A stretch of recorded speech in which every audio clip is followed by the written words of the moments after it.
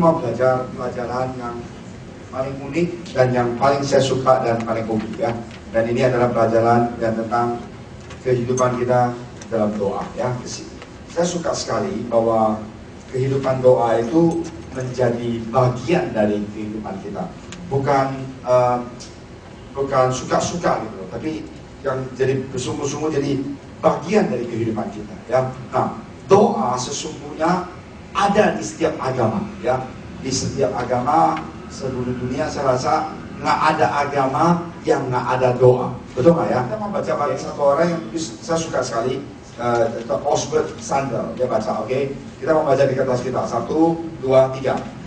Doa adalah ekspresi naluriah beragama yang paling universal dan paling efektif. Itu mencakup pernyataan yang paling sederhana dari bibir seorang bayi hingga permohonan yang luhur dari orang-orang yang lebih dewasa. Semuanya menjangkau Sang Maha Tinggi. Doa memang merupakan nafas vital dan udara murni orang-orang Kristen. Nah, saya suka analisa. Sebenarnya kenapa sih manusia itu mau doa? Karena manusia itu kita sadar bahwa kita ini terbatas. Amen. Jadi doa itu yaitu kita mengaku seseorang ataupun bahasa yang lebih kasar lagi ya, makhluk yang lebih besar dari kita. Sebenarnya itu bukan makhluk, itu adalah Allah. Nah, saya pernah baca dan saya pernah analisa. Di dalam doa ini, orang yang tidak pernah doa adalah pertama, orang yang apa? Orang itu tidak berdoa. Pertama adalah apa? Sombong, lagi. Sombong. Betul nggak sih? Sombong. Kedua adalah orang yang apa? Dia merasakan kemampuan dia ada. Dia sombong juga, tapi kemampuan dia tidak usah orang lain. Saya kemarin baru malu. Memang dia itu sukses sekali dalam usaha. Ngomong sama dengan 1 jam. Kenapa? Udah sukses, udah gak pernah mau berdoa. Sudah sukses, sudah tidak mau pergi ke gereja. Pabrik buka 1, 2, 3. Akhirnya dimakan orang puluhan miliar. Baru sadar bahwa kita ini adalah baru kemarin sore saya ngomong, waduh saya bilang, oh sudah tua di iya, kami bocah ngomong dan saya dalam hati saya bilang, manusia itu adalah ya, kalau kita tidak sampai mentok atau sesuatu yang sungguh kita sedih, baru kita sadar kita berdoa. Dan karena itu orang Kristen suka dibilang apa penakut, apa lemah, ngapain lo? Nggak apa-apa. Kita dibilang lemah nggak apa-apa. Tapi kita tahu bahwa doa itu adalah nafas kita. Doa itu adalah kita undang Yesus bersama kita. Saya dengar baik-baik. Tulis kalau mau. Doa itu adalah kita mengundang Yesus menjadi apa? Partner dan sahabat yang setia. Amin. Jadi kita, kalau kita sayang dengan teman kita mau ketemu dia. Saya ketemu beberapa 5 bulan lalu, saya ke Cikoko. Teman saya sudah 30 tahun, sejak tahun 78 saya nggak pernah ketemu dia. Sampai 2000 berapa nih? 2012 ya. 2013 kita ketemu. 30 tahun lebih. Dia baru dari khusus dari Kanada balik ke Shenzhen, dia langsung mandi ketemu saya. Dan kita senang ketemu, udah berapa puluh tahun gak ketemu, ngobrol. Nah, itulah kelintuan teman dan sahabat. Dan doa juga harus begitu dengan Tuhan kita.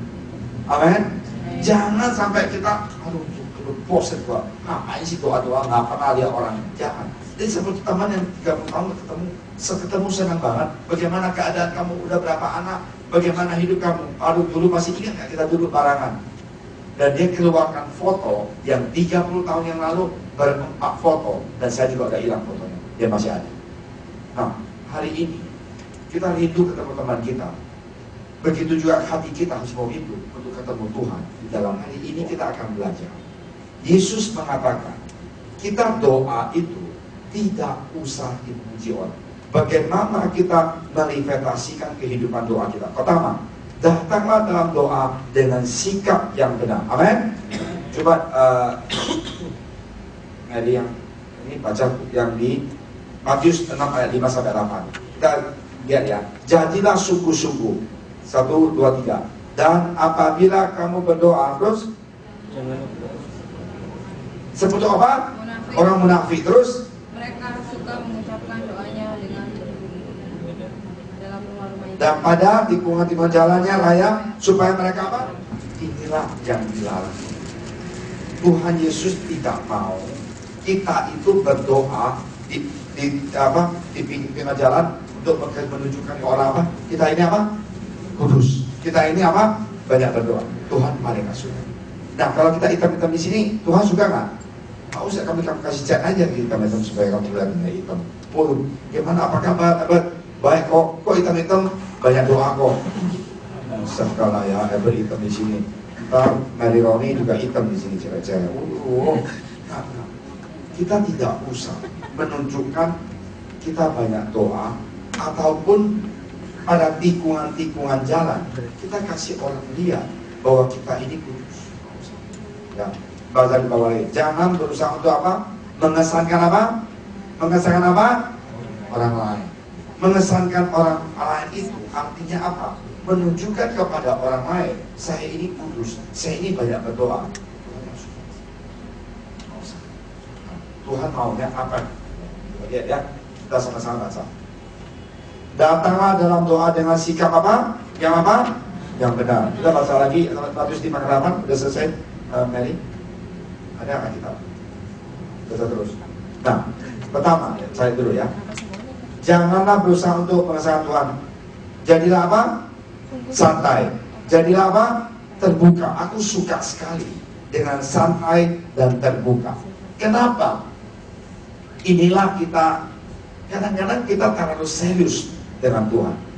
Tuhan maunya kita santai, ketemu dengan Dia, dan kita, saya suka sekali dengan kata terbuka. Jangan kita merasakan, oke, saya pernah ketemu atau siapa lah, banyak orang penting. Santai nggak? Tegang. Kemarin Jokowi datang ke pameran di furniture. Sebenarnya kalau ramai banget ke Jokowi dan lumayan Jokowi juga punya pabrik furniture di Semarang, di Solo ya. Jadi rupanya pabriknya kebakaran, jadi rupanya kelihatannya pabriknya PT-nya juga ada pameran. Furniture saya ke sana. Jokowi sederhana sekali. Nah, saya lihat teman saya presiden direktur tegang. Gitu-gitu. Halo, betul? Kita ketemu Tuhan nggak usah tegang. Santai aja. Karena Pak kita begitu tidak bisa dekat dengan Tuhan, karena kita anggap Tuhan itu jauh di ujung gunung sana. Kita ini dekat. Kita ketemu Tuhan itu santai dan terbuka. Saya suka sekali dengan pengajaran Alkitab. Terbuka itu artinya apa? Kita terus terang. Amin. Ada amin? Nah, ini kita baca yang satu-satunya. Matius 5, 6, 5 sampai 8. Sekali. 5 udah baca ya, namanya.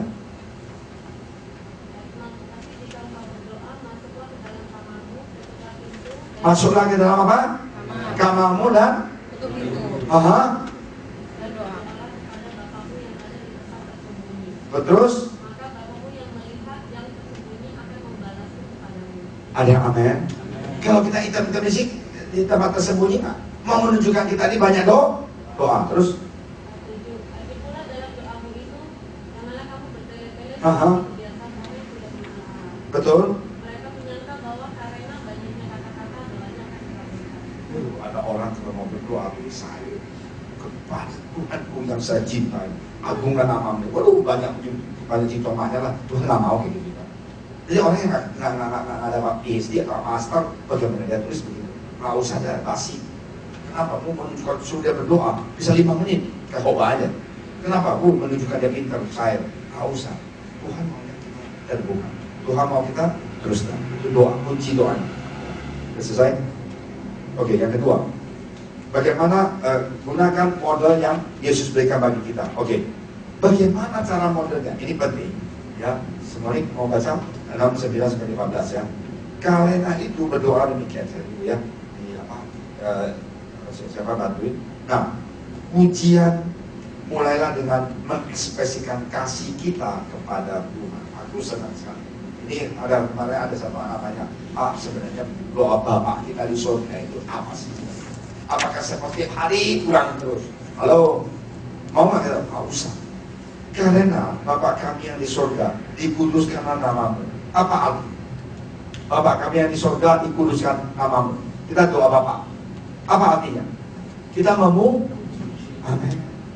Masa orang itu tiap hari Bapak dikuduskan namamu.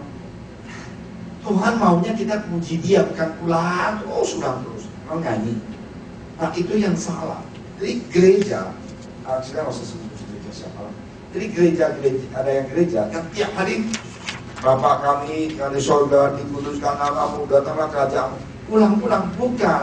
Tuhan mau kita muji dia atas siapa dirinya, ucapan syukur, memuji Tuhan atas apa yang telah dia lakukan. Bukan ulang-ulang Bapak kami yang di surga, dikuduskan nama kamu. Bukan.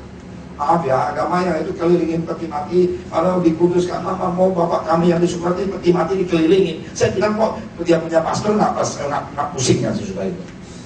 Buat apa? Tuhan bukan mau kita gitu. Apa artinya Bapak kami yang dikuduskan? Yaitu supaya kita memuji dia, kita menyembah dia bahwa dia adalah Allah yang kudus, dia adalah Allah yang luar biasa. Amin. Jadi jangan kenapa gereja kita nggak praktek Bapak kami yang di surga doa? Ya karena itu bukan salah doanya. Tuhan mau kita ngerti bahwa Bapak kami yang di surga itu pertama adalah memuji dia, memuja dia. Itu yang penting. Di dalam doa kita, kehidupan doa kita, kita mau ngerti apa artinya doa Bapa kami yang di surga. Kita lihat selanjutnya. Karakter Allah adalah dasar dari keberanian kita dalam membuat permohonan dalam doa. Allah menjawab doa yang menyatakan siapa dirinya. Jadi maksud saya, biarlah kita ngerti, kita mau doa itu karena dia lebih agung, dia lebih kudus, dia lebih mahal, luar biasa. Kita orang amin, doa kamu bisa lihat kepalanya memang di sini tapi pikirannya putar ke ujung sana, balik lagi di sini. Halo, ada anak amin? Benar nggak? Dia pernah itu berdoa tapi pikirannya ke sana. Ada nggak? Nah itulah orang Kristen karena kita mau.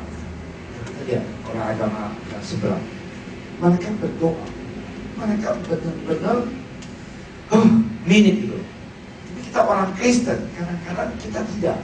Itu juga baik. Tuhan mau kita santai, tapi Tuhan mau kita juga benar-benar minit serius untuk menyampaikan sesuatu kepada Dia. Jadi dalam hal hidup kita itu kita ingat bahwa karakter Allah adalah dasar dari keberanian kita ini membuat permohonan dalam doa. Allah menjawab doa yang mengenai siapa dirinya. Siapa dirinya Allah? Dia jauh lebih tinggi dari kita. Dia jauh lebih dahsyat dari kita. Amin. Kita harus mau ngaku Dia. Kadang-kadang kita lihat orang Kristen tidak fokus seperti orang yang bukan Kristen berdoa. Saya mau jujur. Ya, tapi karena itu mari kita bertobat dan berubah. Ya, amin. Yang kedua, tujuan. Menundukkan apa? 1, 2, 3. Menundukkan dan diri kita pada pelaksanaan Tuhan. Datanglah kerajaanmu, jadilah kehendakmu di bumi seperti apa? Nah inilah yang kita menyerahkan. Kita berdoa, kita mempunyai satu hal, kita tunduk kepada Tuhan dan menyerahkan kepada Dia, dan kita melaksanakan do our very best and let the Lord do the rest. Kita do our very best and mengizinkan Tuhan yang melakukan selanjutnya. Jadi Pak, cara kita berdoa datanglah kerajaanmu, jadilah kehendakmu di bumi seperti di surga. Dengan kata lain, apapun yang kita berdoa, biarlah tujuan dan kehendak Allah itu yang terjadi, bukan kita. Jadi kita boleh minta apapun yang kita mau dengan jelas, oke, no problem. Tapi kita tahu Tuhan, biarlah kehendak Kau yang terjadi. Amin. Nah, yang kedua kita juga mau ingat, ketika kita menyadari kasih-Nya untukmu dan bahwa Dia adalah Allah yang besar, kau ingin menyerahkan hidupmu kepadanya. Ya, kemarin saya kan pernah cerita ada satu orang berdoa, Tuhan aku mau pulang ke Jawa, Tuhan dalam nama Tuhan Yesus aku sudah kumpul uang semuanya. Dia mau ke stasiun Rambutan, kesiangan, kampung Rambutan. Dia beli tiket, waktu sampai di sana, dia mau keluar dompetnya hilang di online, di minibus. Dia marah sama Tuhan. Tuhan, boceng itu istilahnya. Kenapa Tuhan begitu kejam? Saya mau pulang ke kampung, saya mau ketemu orang tua saya. Ini Natalan Tuhan. Kenapa sih Tuhan nggak punya mata? Marah dia di Rambutan sana dan nggak punya uang. Udah itu dia pulang dengan apa yang adanya. Dia seorang pekerja, ini cerita yang kesaksian, dan dia marah dengan Tuhan, kesal sekali, percuma doa Tuhan. Udah itu besoknya, bus yang dia mau pulang itu, dan dia harus di dalam bus itu masuk. Halo. Nah kita lihat hari pertama waktu kejadian, kasihan nggak sama orang ini? Kerja, simpanin uang, ya kan? Tapi akhirnya hasilnya apa? Tuhan melindungi dia. Langsung dia nangis, dia bertobat, Tuhan ampuni saya. Kalau engkau tidak mengizinkan dompet saya hilang, saya akan mati dalam bus itu. Ya bukan? Tapi itulah uniknya kita doa. Inilah uniknya kita jadi anak. Jadi biarlah kita kan sudah berdoa, kita mau pulang ke kampung halaman kita, ketemu orang tua kita, keluarga kita, kangen tataran. Tapi apa yang kehendakmu di bumi seperti itu sudah. Biarlah Tuhan Yesus, jadilah kehendakmu.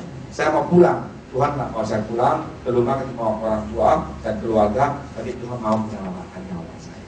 Kadang-kadang banyak sekali, saya suka bilangin, faul yang dalam hidup kita itu yang nggak ada jawaban. Ini penting sekali. Nah, kita sudah ngerti, datanglah kerajaanmu, jadilah kehendakmu. Nah, kita lihat lagi. Berikanlah kami pada hari ini makanan kami yang secukupnya. Apa artinya? Kita mau ingat bahwa Tuhan Yesus adalah penyediaan. Mintalah kepada Allah untuk menyediakan apa yang kita butuhkan. Nah inilah yang kita doa itu. Kebutuhan apa saja yang dapat kita doakan? Segalanya. Segalanya. Allahku akan memenuhi segala keperluan. Kita baca di Filipi 4 ayat 11 yang ketiga. 1, 2, 3. Allahku akan memenuhi segala keperluanmu menurut kekayaan dan kemuliaannya dalam Kristus Yesus. Saya mau jujur ya, sambil karena sedang pulang. Kadang-kadang saya lihat, saya bilang, Pak, saya mau tanya, ini teman-teman membagi kita Tuhan ini, orang di sini ini bagaimana mereka hidup? Saya belajar satu hal. Ini loh Pak, pokoknya coklatnya. Coklat di apa? Di mereka punya tanah, mereka dapat, mereka jemur. Oh, jemur itu panas begitu, kita kesel, panas banget. Tapi matahari yang panas itu justru Tuhan ciptakan untuk memberikan apa? Orang kampung ini saya tahu. Aneh-aneh.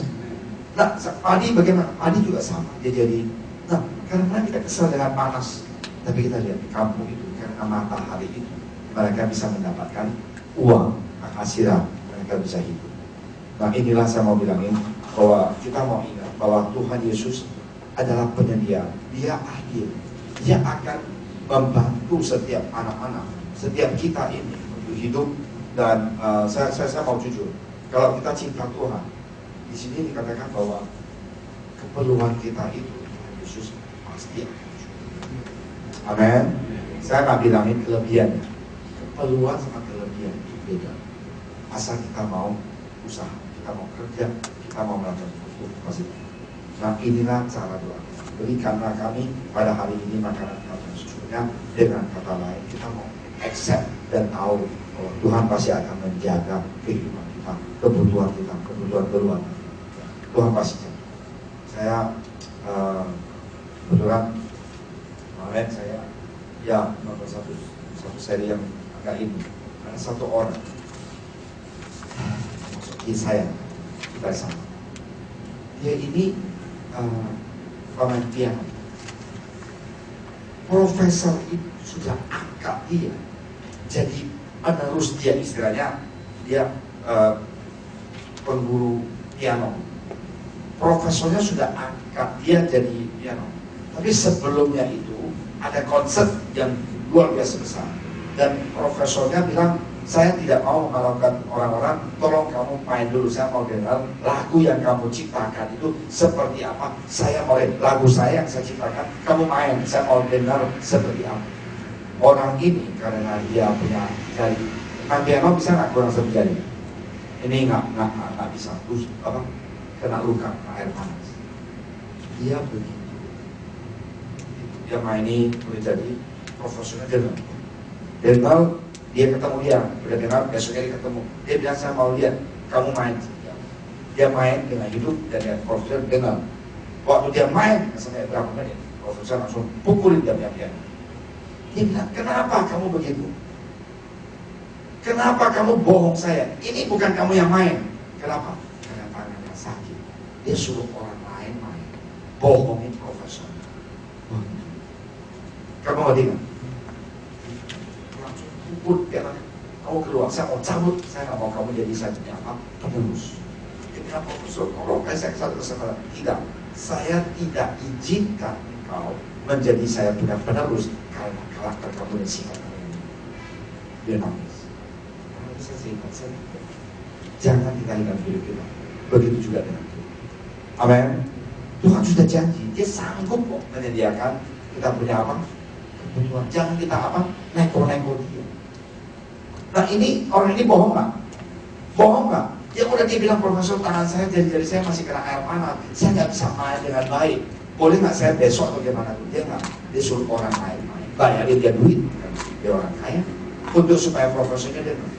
Nah inilah kita kadang-kadang. Tuhan mengatakan dia adalah penyedia. Dia adalah yang dia tidak akan mengizinkan kita susah dan lapar. Nggak mungkin. Tapi kita ini suka curang. Nah curang ini melewati Tuhan daripada apa? Daripada mengizinkan dia bekerja melewati. Ya saya lagi fokus ini tentang penyediaan ini. Pernah nggak pengalaman gitu? Pernah nggak? Halo? Ada amin? Sering kita bohong Tuhan seperti anak muda ini bohongin profesornya. Kita sama Tuhan juga begitu. Tuhan, kenapa sih nggak ada Tuhan? Kenapa sih gitu? Kenapa sih? Memang kita nggak tunjukkan ke orang lain, tapi dalam hati kita sering. Jangan.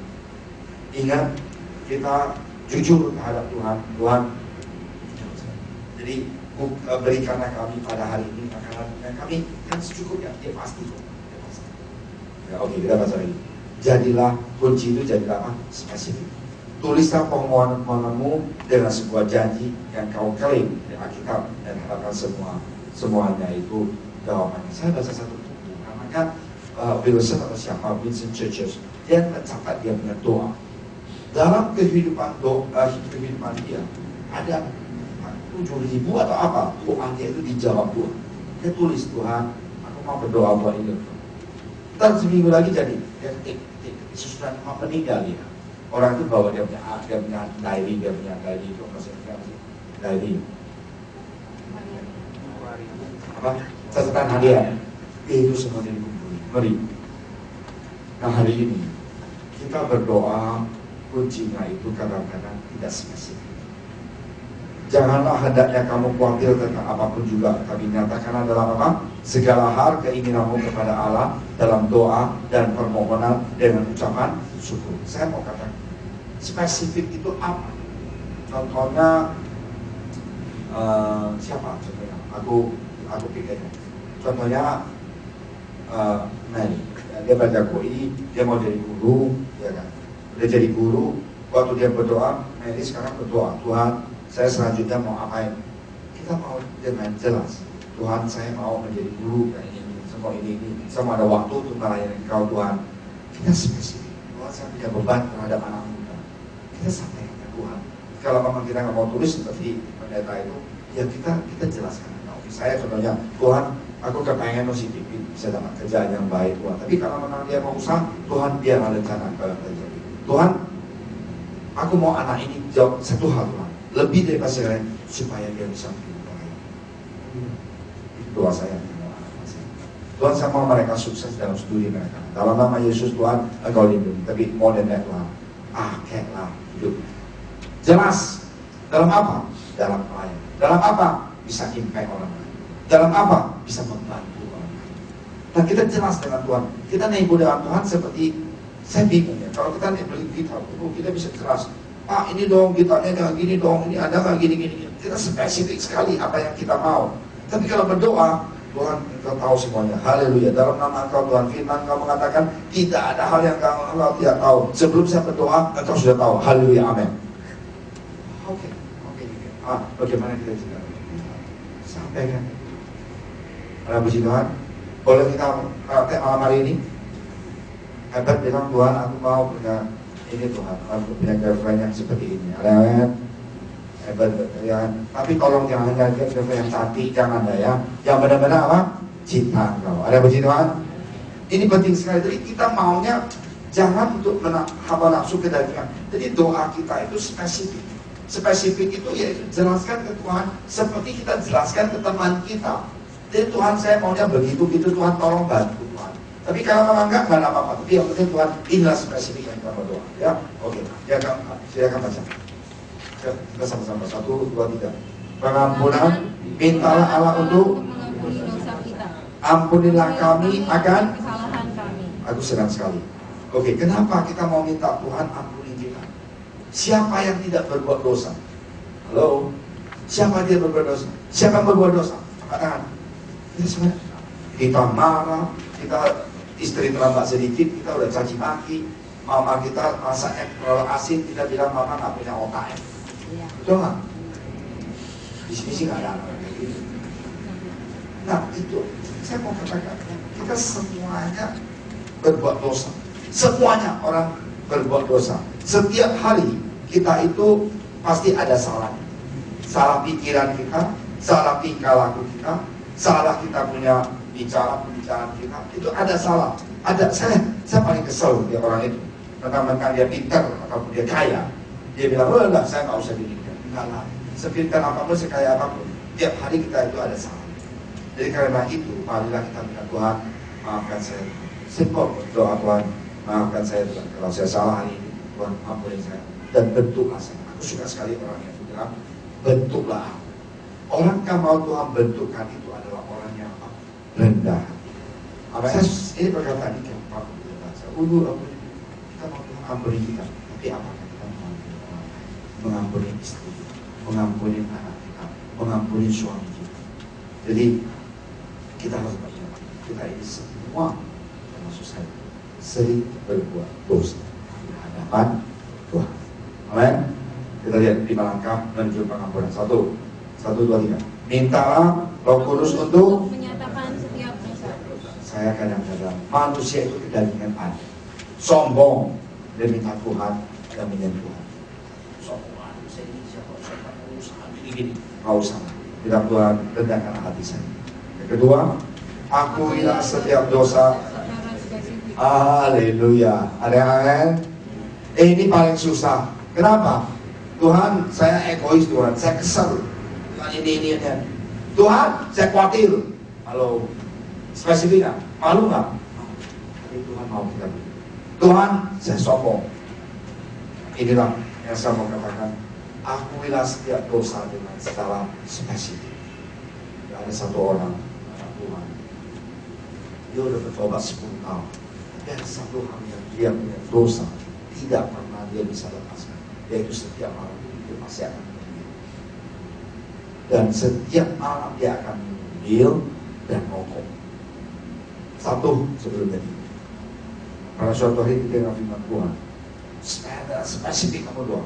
Dan dia benar-benar doa puasa dengan Tuhan 3 hari. Dalam 3 hari itu dia sengsara sekali, malam tidak bisa minum bir dan rokok. Hari keempat semuanya itu tembus. Karena dia dengan spesifik kata Tuhan, aku benci dengan dosa. Hari ini kalau kita mempunyai dosa yang kita tahu dan kita tidak bisa memenangkan dosa itu, kuncinya ada satu. Gak usah kamu cari pendeta, cari Tuhan. Puasa dan doa dengan spesifik. Tuhan, ini loh dosa. Dalam nama Engkau Tuhan Yesus, aku terlalu kesal dengan istri saya. Aku cemburu dengan suami saya. Masa satu cewek istri telepon 10 kali saya dengan suaminya. Oh, suaminya siapa sih? Coba nggak juga. Kenapa? Saking khawatir sama suaminya, cemburu dia. Ada ayat apa? Suruh apa? Orang ikuti suaminya kemana? Aduh, saya bilang gelap. Tuhan biar hanya kada itu dia. Dan kita berdoa dengan secara spesifik. Dan saya senang sekali, tidak ada agama satupun yang mengajak kita doa dengan spesifik, katakan dosa kita kepada Allah. Ya, luar biasa. Kita itu luar biasa. Saya salut sekali. Nah, ini kita baca lagi 1, 2, 3. Buatlah pemulihan ganti rugi kepada orang yang saya minta tolong. Itu si kecil Zakeus. Dia turun dari pohon. Apa yang dia katakan? Tuhan, kalau saya memeras orang, dia bayar berapa kali? Dia bayar berapa kali? Berapa kali? 4 kali lipat. Kalau nggak salah ya. Jadi saya tekan orang, saya katakan sukai. Banyaklah ya, si Manjun. Kamu si Legar, yang di apa? Gayus ampunannya. Dia kembali dia apa? Nah, memberikan ganti rugi kepada orang yang dekat. Di dalam kehidupan kita ini, marilah kita jangan ya, dengan iman terimalah pengampunan Allah. Ada amin? Kita mengampuni orang lain, Tuhan juga akan mengampuni kita. Yang kelima, putuskan untuk mengampuni orang sebelum memulai hari. Tolong jangan simpan kejengkelan kita, kebencian kita, kesal kita dengan orang itu sampai lalu. Jangan. Malam kita lupakan ya, di bawah. Oke, 1, 2, 3. Jika kita mengaku dosa kita, maka ia adalah setia dan adil, sehingga ia akan mengampuni segala dosa kita dan menyucikan kita dari segala kejahatan. Ada amin? Nah, saya mau katakan, pengampunan itu adalah satu kunci yang menghalangi doa kita itu dijawab oleh Tuhan. Kalau kita nggak bisa mengampuni suami kita, oke, kita ngomong suami istri lah, kita nggak usah munafik. Halo, di sini ada siapa? Karena kalau ibu saja jangan datang. Kemana berada? Kesel. Benar. Gimana? Kesel ya. Pernah mikir? Saya begitu. Pernah? Pernah gemas nggak? Pernah. Tapi jangan pukul. Tapi sekarang banyak istri juga pukul suami. Saya mau jujur aja. Ada satu istri orang siapa? Dia pakai apa? Gunting. Taruh dia apa?